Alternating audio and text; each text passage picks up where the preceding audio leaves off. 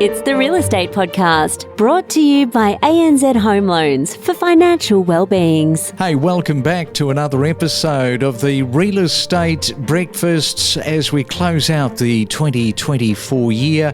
A Sunday morning, December the 29th, kicking back over the Christmas New Year holiday break. Is that you? Well, if you are going boating today across the holidays, just be very careful out across the water and make sure that you put the bung in the boat. I remember this time last year I was telling you how I had a very sorry state of affairs with my boat one time, completely forgetting about it. Got out onto the water and then looked around. And yes, the inevitable was there. Water was starting to flood the boat, but did manage to get it back. So don't do what I did. Coming up next, we are back into the summer series. Decode the property market with insider knowledge and insights to better navigate your real estate journey on the Real Estate Podcast. It's a staggering statistic for those trying to enter the housing market, especially in Sydney. Yeah, it's a big number. I think what we've really got an issue with in Sydney is the availability of housing, or particularly houses. So when you look at units, obviously the number hasn't gone up anywhere near as much. And it really is that house on the block of land that's really gone up and become sort of unaffordable in Sydney, much more so than apartments and units. And the time, of course, that it takes to save for this deposit. Now, it's increased to 10.3 years. That is nationwide. So how is this extended saving period affecting prospective home buyers, and what are you seeing around that? Yeah, so it can really be off-putting because it is such a long time now for people to save. And I think we have seen first home buyers sort of fade out of the market a little recently, but I think there's now a fear of missing out. And for those who have got close to the deposit, they're really starting to come back into the market right now. And being an economist there at ANZ, of course, there's all sorts of commentators around Australia weighing into the real estate market. I wonder if you agree with many of these commentators that are saying many aspiring homeowners are effectively locked out of the market due to insufficient borrowing capacities, because it has sort of gone backwards for many people. Yeah, so when interest rates rise as much as they have, it really does become difficult to assess borrowing capacity when you've got to think about it. It's not just the current rate, but it's the current rate plus a little bit more that borrowers need to have to be able to service. And we've really seen that skyrocket over the last couple of years with the RBA interest rate increases. And just off the back of that, would you be surprised to see the cash rate go up between now and the end of the year? Given the volatility we've seen in inflation recently, I wouldn't be surprised, but it's not our base case. So, there are some commentators suggesting that the interest rate needs to go up again after last week's CPI, but we're of the view that the RBA can be patient. They know that their actions do take, 12 months to 2 years to sort of have an impact. And, the last time they increased rates was only in the last quarter of last year. So that's still sort of flowing through to the economy right now. And we don't think it's the likely case that rates will go up. Every week, real estate transactions take place as the market shifts month by month. And every day, we keep you better informed and updated on the Real Estate Podcast. You're already under the pump, and this just sort of adding to that pressure cooker. It really does. It's a very, very challenging time. And the reasons for why it is so challenging is because there has been a lack of long-term population-based planning for how much housing we need to meet the needs of Queenslanders. And that requires using data that we do have available to us about population predictions, which are based on a range of things in terms of birth rates, but also projections around inward migration. It's very, very important to get that long-term planning right. And you mentioned local governments before. They play a critical role because they develop planning schemes which says how much land there's going to be, what the zoning of that land will be, where we will site residential and other development. So that's a very, very important thing to achieve. Okay, so just in terms of local government, just how much of a political football is that at the moment? Because one gets the impression that you guys are sort of hard up against it when it comes to local government. Oh, look, I can say that there's been a lot of hard work done by local governments to develop planning schemes which interpret housing targets, which is very important. And there are over 20 local governments around Queensland working on housing action plans as we speak. So there's a lot of really positive things happening. Local governments sometimes have land, and some of them are in a partnership with not-for-profit community housing providers to help those community housing providers use that land to build social and affordable housing. The much bigger picture problem is that we do not have enough housing supply to meet the total population's demands. And right now it is time for another 30-second property tip. We're going back to Mooloolaba, to Hamish Balderston. And Hamish, what have you got for us this morning? Look, I think for anyone looking to buy into a holiday unit complex where there's on-site managers, it's really important to understand what you can and can't do with those properties. Some people are coming up and buying those for Airbnb type situations, but what I'd suggest to most people is that they look into the strata rules really carefully there, because often we've found buyers have not done their due diligence buying and then finding that they have to rent them through the on-site managers where the returns aren't quite as good as what they would have expected. Certainly. Yeah, my family my grandfather bought the block in Kira on Miles Street for 50 quid, and we were the 72nd phone line connected in 1946. Your market is selling under 500K in the Southern Gold Coast, units under 500K. So talk a little bit about that, because there will be first home buyers that will be thinking, okay, that sounds reasonable. Tell me more. Yes, there is the odd gem, particularly more so in New South Wales on the other side of the fence in Tweed Heads. You can still find the odd property under 500. They are very, very rare to come by. I would recommend, if any first home buyers are interested, to get on people's databases, because in that price range, they're learning quickly. Anything under 650 is just flying off the shelf and multiple offers. And unfortunately, when they miss out 2 or 3 times, they learn very quickly. But there is some options in Tweed Heads West where you can still find good value. And there's no doubt growth is assured. You can see that the next 5 years. As Coolangatta gets too expensive in that postcode, the capital growth just flows over. I highly recommend any first home buyers to consider the Tweed Heads, Tweed Heads South, Tweed Heads West, Benora Point, if you can find something, because Kingscliff's expensive south, and then Coolangatta North, expensive north. And there's this little enclave pocket of affordability that's still available for people if they want to get in. And I think they can't go wrong if they've got a 5-year plan in the Tweed area. Coolangatta, I don't even know if I can get any 1-bedrooms around 500 anymore. But Tweed, which is only like 5 minutes that way, you can still find the odd price point. Now, we know that the area is starting to really develop and mature, much like the Gold Coast, the northern Gold Coast part.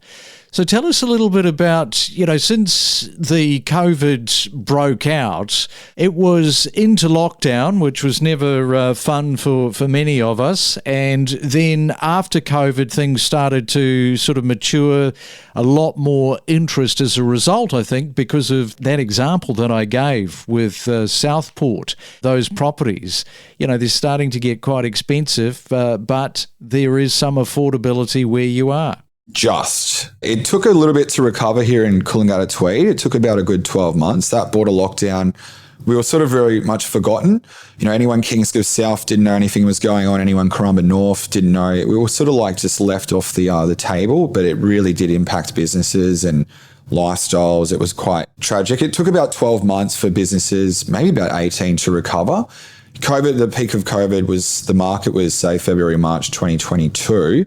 We've just really noticeably recovered now, but you didn't really feel that until about first quarter, no later than, say, June last year. We sort of came out of that, and then came in the baby boomers and the lifestyle seekers that have just, what was interesting about Coolangatta is the apartment market didn't drop as much as the houses.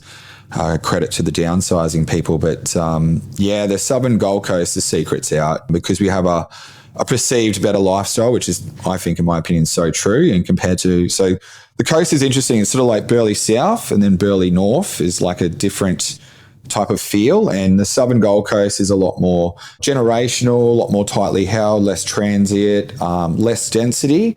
Due to the geography, it's also just got, a bit more water, a bit more trees, and it's just overall just a better feel, in my opinion, for people. Like Burleigh North has just become very, very busy. People from north are coming south, people from south are coming here, and it's just a different flavour to what it was before COVID, but the whole coast is experiencing that. But this place is definitely not going to be going backwards anytime soon. Let's explore together the power of real estate. We keep you better informed and updated. Let's look at April's increase, which takes the current growth cycle into its 15th month, with housing values up 11.1%, or approximately $78,000. So tell us a little bit more about that. Absolutely. This is a really resilient result for Australian home value increases. And it's pretty counter to everything we're seeing in the economy at the moment, which is a slowdown in economic output, weaker consumer sentiment, depleted household savings rates, and of course, higher interest rates. But the property market has managed to keep rising because it's being driven by cheaper markets in particular. So Perth, for example, which has a relatively low median of $721,000, rose by 2% in the month. And we're also seeing that there's resilience because of tight labour market conditions, where people are able to keep servicing home loans. And it's possible that a lot of the people taking out debt at the moment to buy aren't having to take out as much. So downsizers or people who are selling an asset to buy something else is making up a little more of the owner-occupier buyer pool. And when you look at the lower range of markets in terms of cost for the entry point, obviously you're talking about the Perth market there, they are recording stronger growth. That is certainly coming through in the report. So tell us a little bit more about that, because I note that the report isn't including places like Darwin as one of those cities. Yeah, so I think the other added trends here are in migration. If you look at Perth, that's seen internal migration really turn around. In the September quarter of 2023, net interstate migration to Western Australia was over 2,000 people. And that's off the back of a decade average pre-COVID of minus 95 for the net interstate migration result. So what this means is that more people are settling in WA than are leaving the state. This is in part fueled by very strong labour market conditions, and that's sort of caught up in another mining upswing as well that's utilising a lot of construction labour.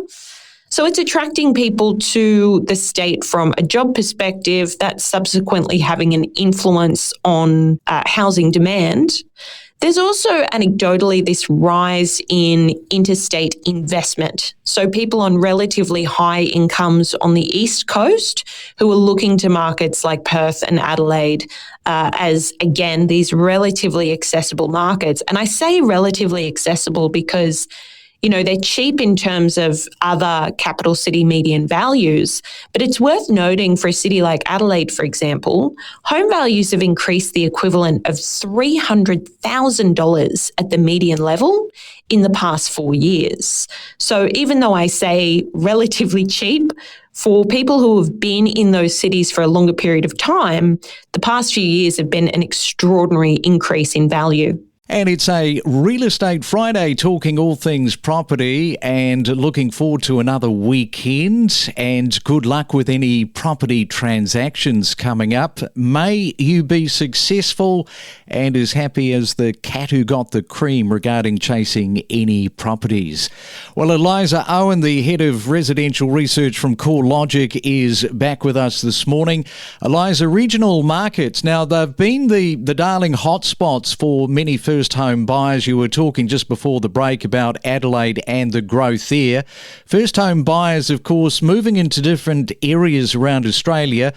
Although regionally, things are heating up with a bit of a surge in growth, and this is a real problem for those first home buyers wanting to move regionally.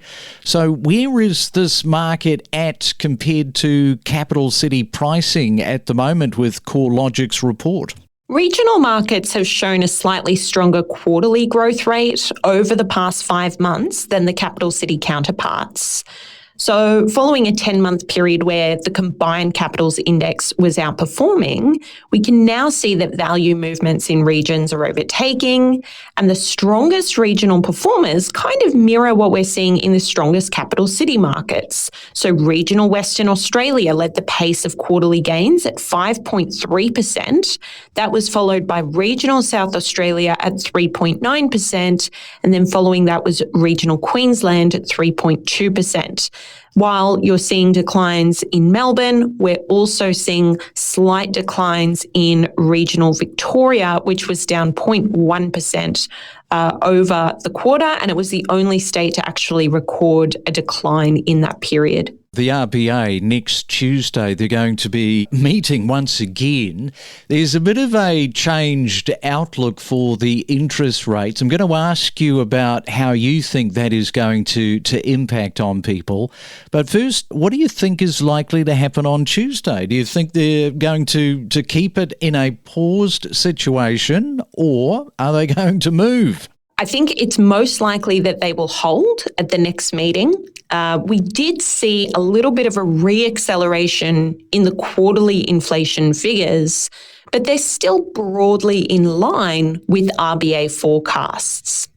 I think at the start of the year, there was a lot of consensus around the outlook for where interest rates were going, and that was likely to be a cut in Q4. Since we got tight labour market readings through the start of the year and that slight re-acceleration in inflation for the quarter, the forecasts have really fanned out. And some of the major banks are still saying there could be an interest rate cut as early as November this year.